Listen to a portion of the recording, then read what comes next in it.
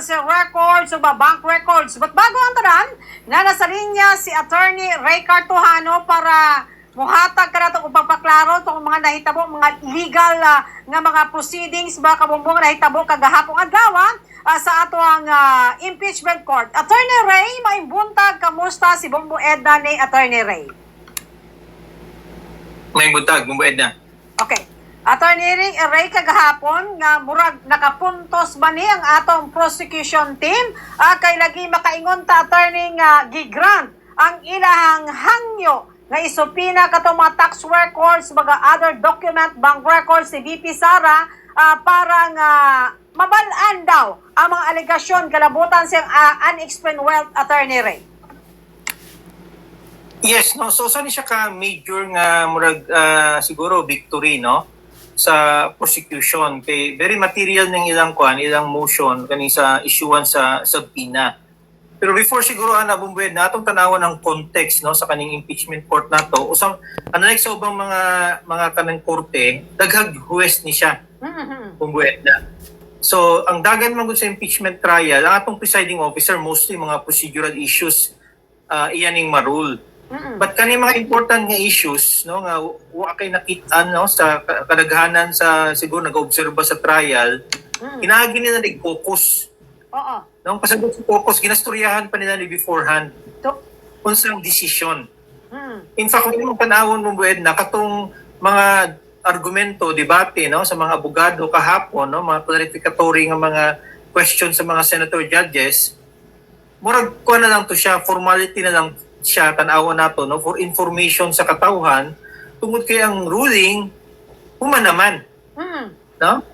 Prepared na ang ruling. Na in fact tanawon nimo gibasa na lang ni Senator Chis Escudero ang ruling. So unsa ang pasabot niya? Ang pasabot ni Bumbo Edna ng ang ruling sa atong atong impeachment court based yun ni sa kaning majority nga sentiment. No, ilan ning ginastoryahan before kay kung wala nila ning ginastoryahan before pwede ang usa ka senator judge ilang i-divide ang ang butuhan ba? No, every time na may mga critical nga issue ilang i-divide ang kanang magbutuhan sila. Wa nila ni ginapakita sa publiko. No? Mo nang medyo shortcoming sa atong impeachment trial tungod kay mas mayon tayo ilang voting ilan ning pakita. So sa matong point ni Bumbo Edna, natong point ni sa usa ka legal point manggod imong tanawon ni from different perspective. No, tanawon nimo argumento sa atong prosecution depensa halos basically na may common nga argumento. No, daghang common. No, pero nagkalahi sila as far as katong eventual effect. No, sa ruling. So ang point nato din ni Bumbo Edna nga kaning decision usa ni siya ka decision sa majority. Sa atong mga judges. No, di pasabot nga kana siya totally correct na decision. Ang point na din nga majority decision ni siya. No, kadaghanan, no, unsa mang epekto din na mga posibleng punto dito nga dili satisfied ang ang kaning depensa, no. In fact, ang usa ka senator judge, no, si Senator Cayetano, na siya reservation nga musuwat to siya kaning dissenting opinion. So unsa man relevant sa ani na mga points ito Bumbo Edna nga patakabalo, no. Pero dako nga posibilidad nga isang at sa depensa katong mga issues sa atong Korte Suprema. Labi na katong issue sa AMLA, no, nga ilang point dito nga wa may exception. Nga pero ang atong impeachment court ningon nga pwede. But ang balaod mismo ang Kongreso nga ni pasa wa may exception ato. Nga i-reveal, no, sa kaning AMLA. But nai-ruling ang ang impeachment court. Kaduha ang ruling sa katong scope. No, ang scope sa sa kaning bank records, ang decision sa impeachment court sugod sa 2027. Ang ruling sa ang ruling sa impeachment court sugod sa 2027 but qualified. No, na qualification nga ang magamit lang yun as far as iprobar kaning articles of impeachment, particular nga articles of impeachment, no, kaning unexplained wealth, sugod lang po sa 2022. So mo itong mga nuance sa sa decision nga ni puntos ang depensa, but overall mas dako ang punto sa prosecution. Okay. So, attorney, di ba tama to, attorney, kay gusto sa taga-prosecution nga since Vice Mayor si BP Sara, uting kayon, ipadala to mga records niya, something, pero napugan kung something, murag 2022 na ba to? Tama ba to, Attorney Ray? Yes, mo itong na itong qualification. No, murag ang resulta sa ruling sa impeachment court, medyo nagka-hybrid gamay. No, in the sense nga, i-produce, i-allow sugod sa 2007, nga Vice Mayor siya, ang purpose ato to establish katong gingon nilang baseline. No, ang pasabot sa baseline, pagdagan sa tuig nga 2022, makita nimo ang historical nga kaning final tally sa iyang bank records, gigamit sa atong impeachment court, katong nahitabo sa impeachment ni kanhing Chief Justice Corona. Gi-allow siya mo itong ruling. Pero kana siya nga kuan nga ruling, tanaw nimo sa qualification pod Bumbo Edna dikto sa ruling sa atong Korte Suprema sa Duterte versus House of Representatives. Nga dikto giingon pod Bumbo Edna nga dapat kung imong kuan kaning usa ka impeachable official, imo siyang file kaso based lang katong sa panahon nga ni serve siya. So sa mga ruling sa atong impeachment court, gingon nga pwedeng tanawon but di pwedeng gamiton as ebidensya katong period nga 2007 hangtod 2022. But pwede siyang gamiton as baseline. So medyo medyo clever ba, no? Shrewd ang ruling sa atong atong impeachment court. Ngayon ang gitanaw pod na kanang pamaagi nga ilang pag-decide, ilang giprepara, ilang kaugalingon nga musaka sa Korte Suprema ang depensa. Okay. Attorney, what do you mean maingon tag baseline? Pwede paghihapon ba tan-awon ang mga tong dati nga 2007 pero ang basihanan sa desisyon sa atong court is 2022 up to 2025, Attorney Ray? Yes, ang in a sense, no, maragana bumbued na ba? No? So daghang pong natingala na sa decision, but ilang maning judgment call, but I'm sure niagi na sa siguro ilang caucus. Oo. Murag compromise ba sa minority.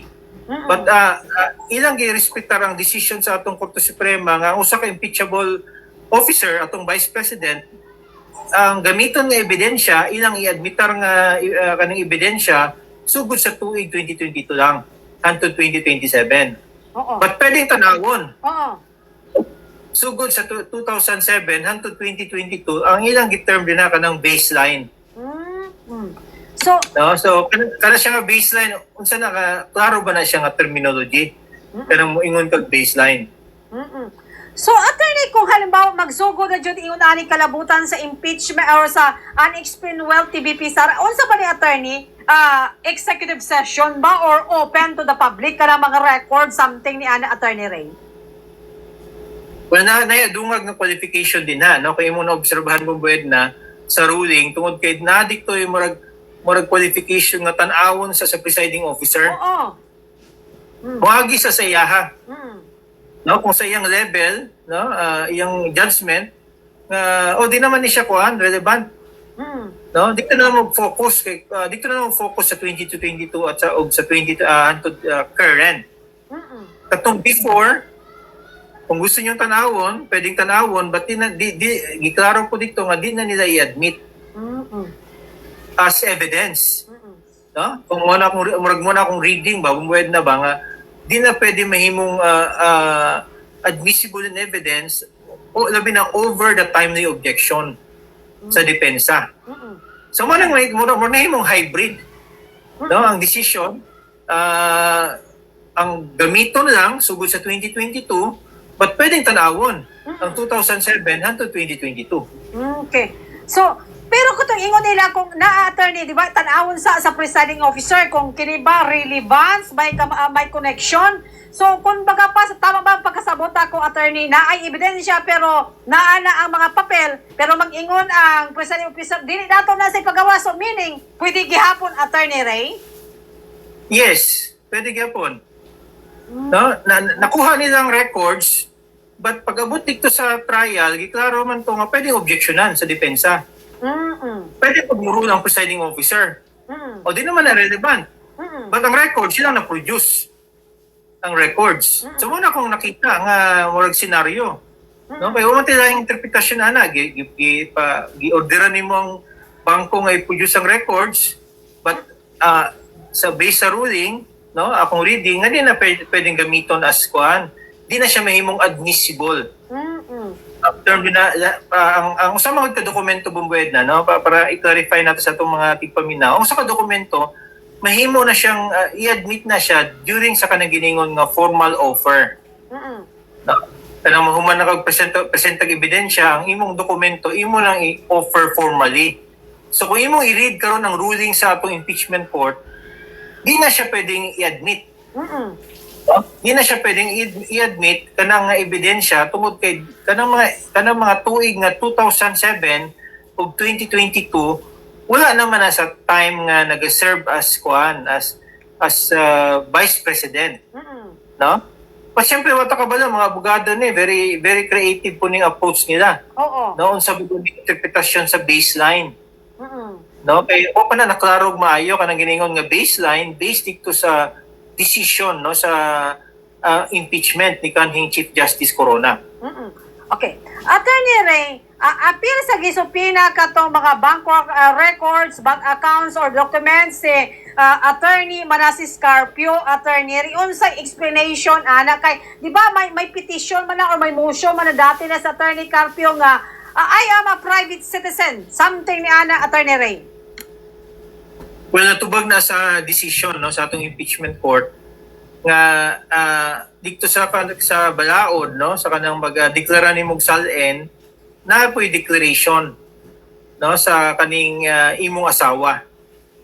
No, labi na ang pangutana din no, unsa mang kung man sila nagkasabot nga magkalahi sila property kaning mga propiedad.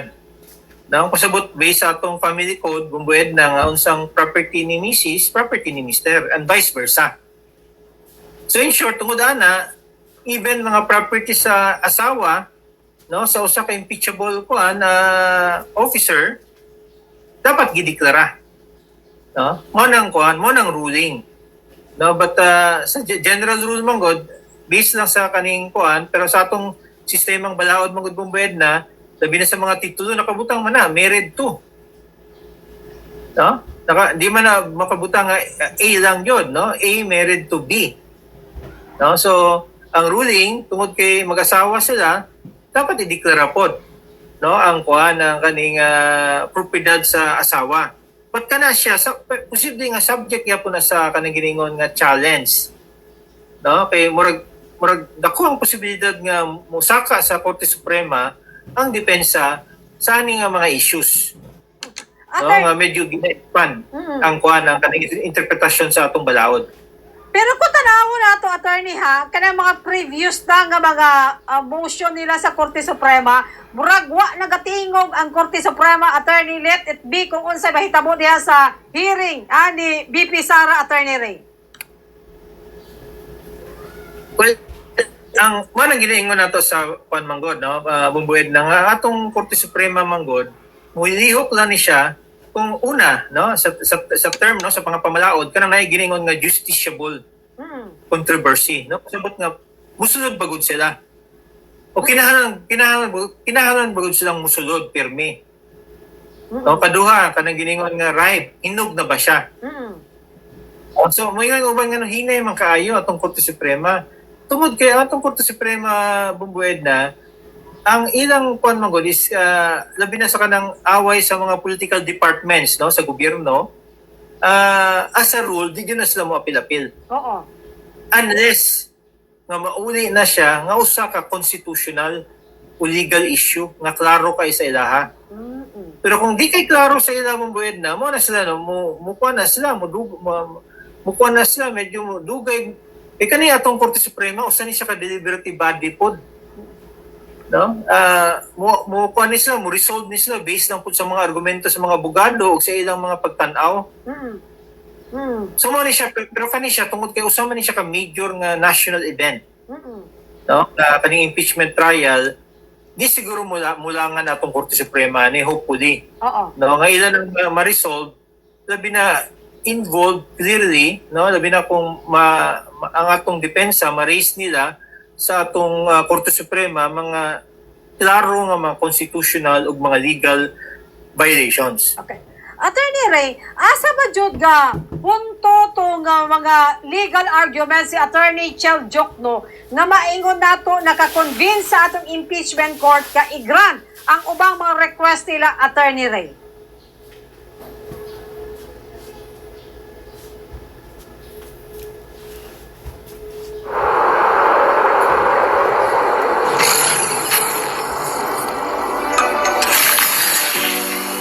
Exclusion Zone Operation.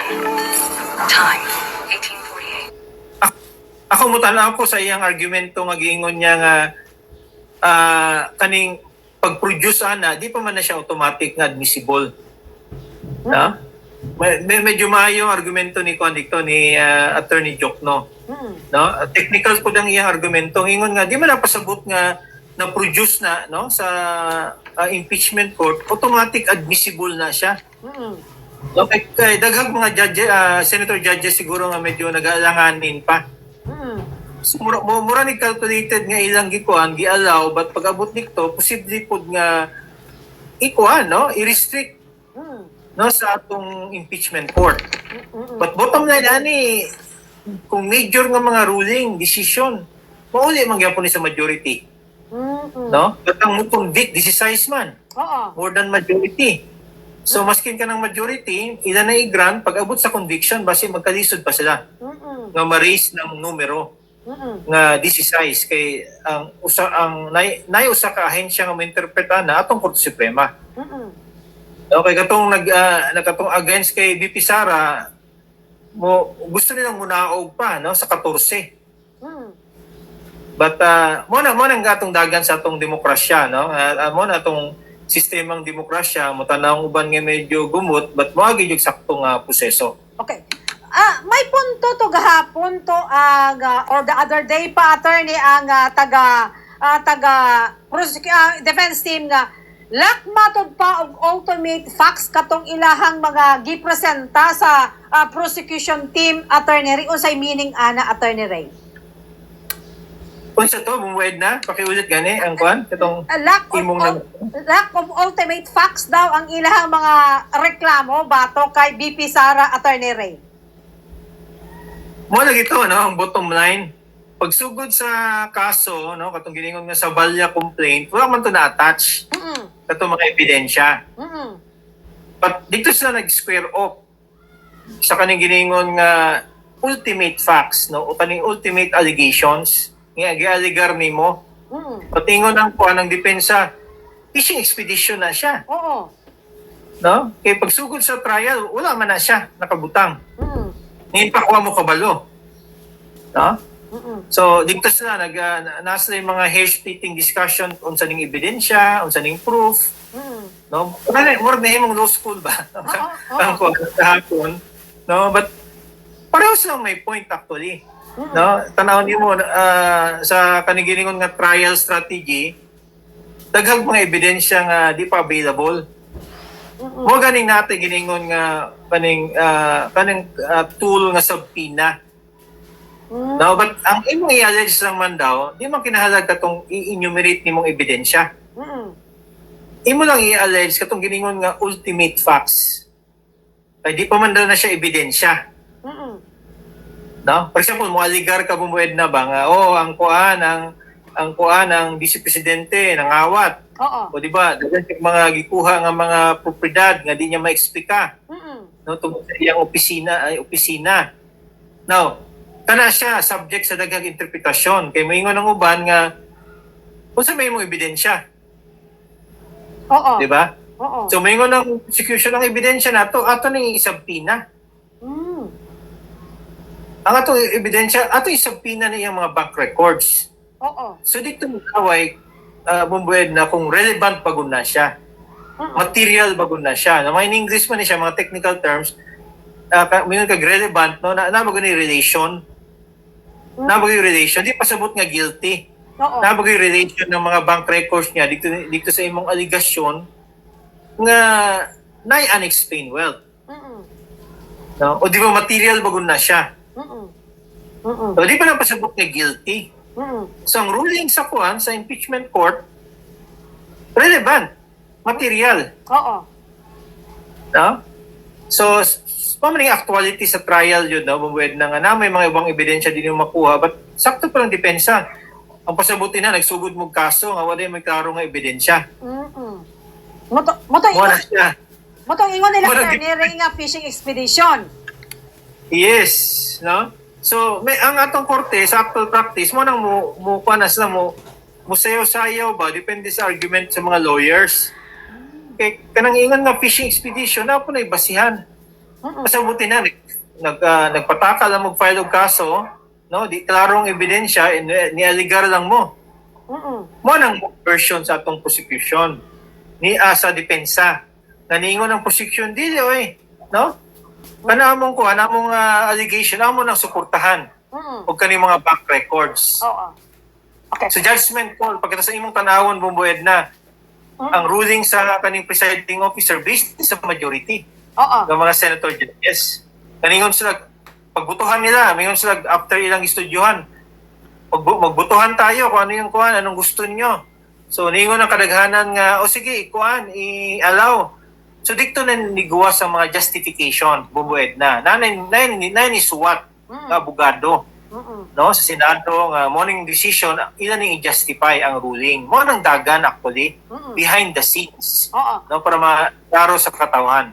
Okay. Ato sa kung ma-remember na to attorney ito sa hearing sa my House Justice Committee, may mga bank records nga gipresenta to si Senador Trillanes. So, question to ni Senadora Pia Cayetano pod kagahapon nga it is from the illegal source, so dili daw magsilbi nga atog ana nga ebidensya kay illegal man daw gikuha attorney kay supposedly di ba bank transaction is confidential. Paano daw to na nakuha ni Senador Trillanes attorney Ray Catohano?